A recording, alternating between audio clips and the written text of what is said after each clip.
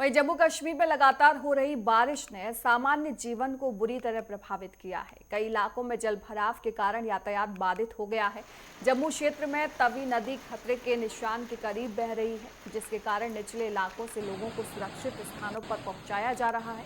स्थानीय प्रशासन ने किसी भी आपात स्थिति से निपटने के लिए बचाव दलों को हाई अलर्ट पर रखा है। कश्मीर घाटी में भी लगातार बारिश हो रही है, जिससे सड़कों पर फिसलन और भूस्खलन का खतरा बढ़ गया है। मौसम विभाग के अनुसार अगले 24 घंटों तक रुक रुक कर बारिश जारी रहेगी। नागरिकों को अनावश्यक यात्रा से बचने और आपात स्थिति में जिला नियंत्रण कक्ष से संपर्क करने की सलाह दी गई है।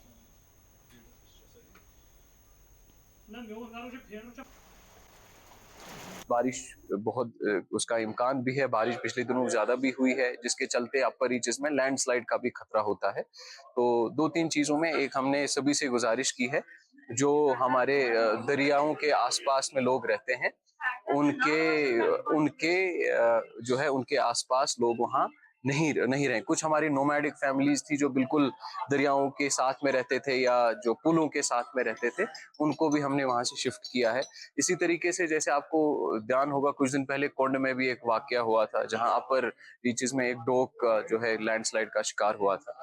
जम्मू कश्मीर में लगातार भीषण बारिशों की वजह से आम जनजीवन जो है बुरी तरीके से प्रभावित हुआ है। जम्मू क्षेत्र में काफी सारे इलाकों में जल भराव की स्थिति जो है वो पैदा होगी। अगर हम तवी नदी की बात करें, वो भी उफान पर है, और इसी तरीके से अगर हम कुठवा की बात करें तो कुठवा में भी काफी सारे नदियां जो है वो उफान पर हैं, और ट्रैफिक जो है उसको भी हाल्ट पे रखा गया है, और काफी सारे नेशनल हाईवे के जो रूट्स है उनको भी डाइवर्ट किया गया है। अगर हम घाटी की बात करें तो घाटी में भी लगातार बारिशों का जो सिलसिला है वो लगातार जारी है। इंतजामिया और एडमिनिस्ट्रेशन की ओर से हर एक क्षेत्र में कंट्रोल रूम्स तैनात किए गए हैं, और किसी भी डिस्ट्रेस कॉल को निपटने के लिए इंतजामिया, या यूं कहेंगे हम, जो डिस्ट्रेस कॉल की जो क्विक एक्शन टीम है वो रेडी है और ऑन टोज है। हम इस समय जो है दक्षिणी कश्मीर कुलगाम के जिले कुलगाम के कंट्रोल रूम में है, और यहाँ पे भी आप देख सकते हैं ये कंट्रोल रूम है, और यहाँ पे टीम जो है राउंड द क्लॉक यानी 24 घंटे जो है 24x7 यहाँ पे लगे हुए हैं, और किसी भी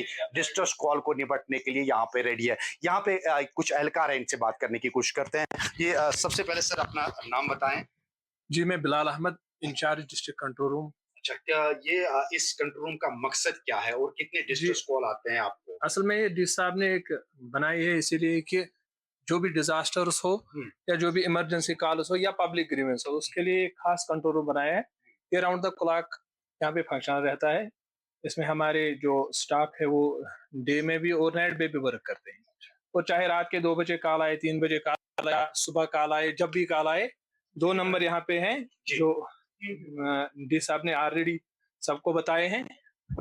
इसकी निगरानी एडीसी साहब कर रहे हैं, और इसमें हम आपको अगर कहीं पे भी कोई भी डिस्ट्रेस कॉल आती है, मान के चले कहीं पे लैंडस्लाइडिंग हो गई, कहीं पे आग लगी, तो तुरंत किस तरीके से आप फिर रेस्पॉन्ड करते हैं? जी, वो कॉल अगर फर्ज कीजिए कि अगर अभी एक कॉल आई फायर और इमरजेंसी के मुतालिक, डीएचपुरा में आग है, तो पहले हम करेंगे फायर एंड इमरजेंसी डीएचपुरा को उसी वक्त, और लोकेशन जो उनसे मांगेंगे, जो कॉलर उनको एग्जैक्ट लोकेशन मांगेंगे, और उसके साथ साथ हम तहसीलदार साहब को उसके साथ लगाएंगे, चाहे कोई भी टाइम हो।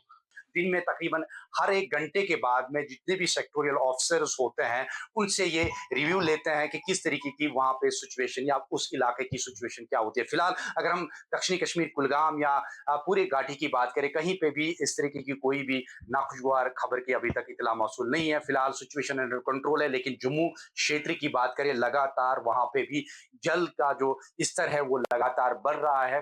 हालांकि वहां पे भी रेस्क्यू एसडीआरएफ टीम जो है वो लगातार लगी हुई है और हालात को सामान्य बनाने में लगी हुई है। नेटवर्क 10 के लिए मैं श्रीनगर से अजरूर से।